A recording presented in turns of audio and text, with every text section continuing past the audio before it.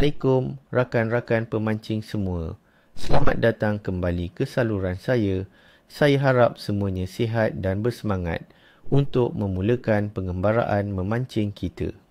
Hari ini, kita akan selami dengan lebih mendalam tentang apa yang menanti kita di air pada hari Sabtu, 27 September 2025 ini. Bersedia untuk beberapa tip dan trik yang pasti akan meningkatkan peluang tangkapan anda. Kawan-kawan, saya akan kongsikan mengapa hari ini boleh menjadi istimewa untuk memancing berdasarkan data cuaca dan aktiviti ikan terkini yang telah saya kumpulkan khas untuk anda semua. Ikuti rapat sebab ada beberapa kejutan menanti. Mari kita bincangkan prospek untuk beberapa spesies ikan popular kita. Pertama, untuk ikan syakap atau barramundi. Berdasarkan pengalaman saya dan melihat keadaan semasa, syakap akan aktif mencari makan di kawasan muara sungai atau perairan payau yang bercampur dengan air tawar selepas hujan. Dengan ramalan ribut petir pada pagi dan petang, syakap mungkin akan lebih berani keluar mencari mangsa selepas hujan reda. Cari mereka di sekitar struktur seperti tiang jambatan, bakar bakau atau kawasan cerun yang sedikit berlumpur. Guna joran spinning ringan dengan umpan tiruan seperti gewang, selaman cetek atau soft plastics yang meniru ikan kecil. Warna yang lebih gelap atau natural mungkin lebih efektif dalam air keruh selepas hujan. Seterusnya, untuk ikan keli. Ikan air tawar ini sangat aktif dalam keadaan air hangat dan sedikit keruh. Terutamanya selepas hujan, mereka suka bersembunyi di kawasan berlumpur, bawah rumpai air atau di lubang-lubang tebing sungai.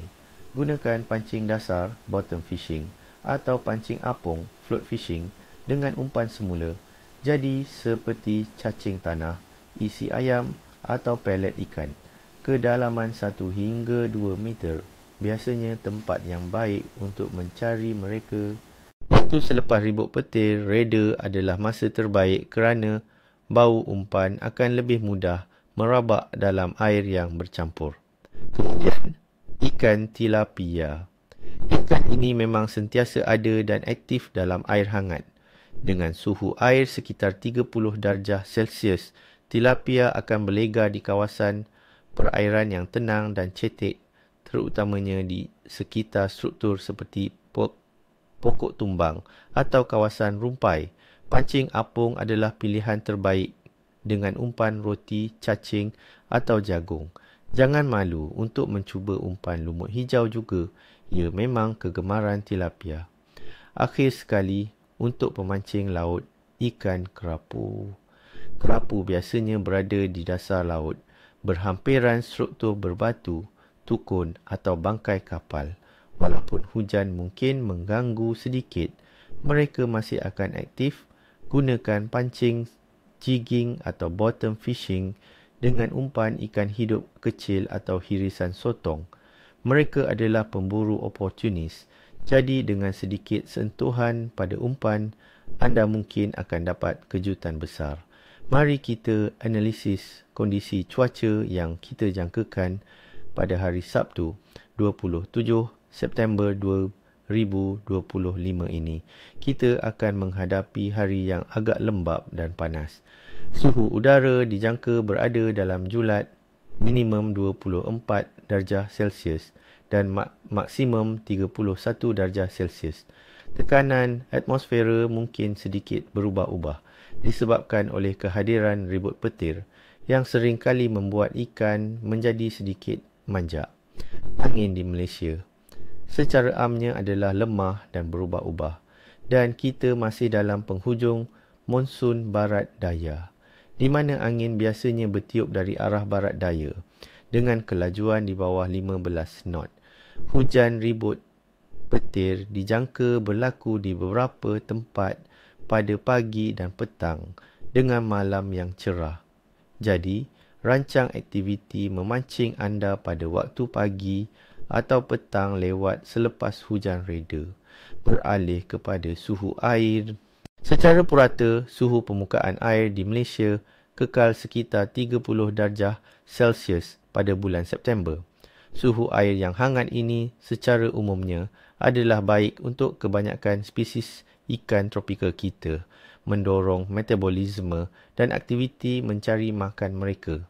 Dan mengenai fasa bulan, pada 27 September 2025, bulan akan berada ke dalam fasa bulan sabit, waxing crescent, dengan sekitar 26.6% permukaan bulan yang kelihatan. Mengikut kepercayaan pemancing, fasa bulan ini sering dikaitkan dengan peningkatan aktiviti ikan. Walaupun bulan belum purnama penuh, cahaya bulan sabit boleh menarik ikan kecil pada waktu malam, yang seterusnya menarik ikan besar. Namun, jika malam terlalu gelap, waktu siang mungkin lebih sesuai, terutamanya di kawasan yang ada sumber cahaya buatan.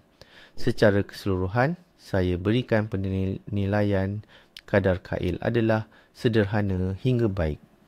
Walaupun ada ramalan ribut petir, ia tidaklah berterusan sepanjang hari. Fluktuasi tekanan dan hujan petir boleh membuat ikan lebih aktif mencari makan selepas reda. Suhu air yang hangat juga menyokong aktiviti ikan.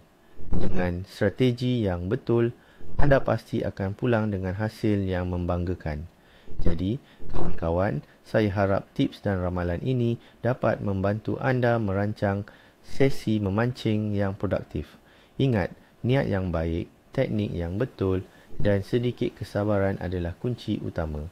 Saya doakan anda semua niat jernih, hasil lumayan.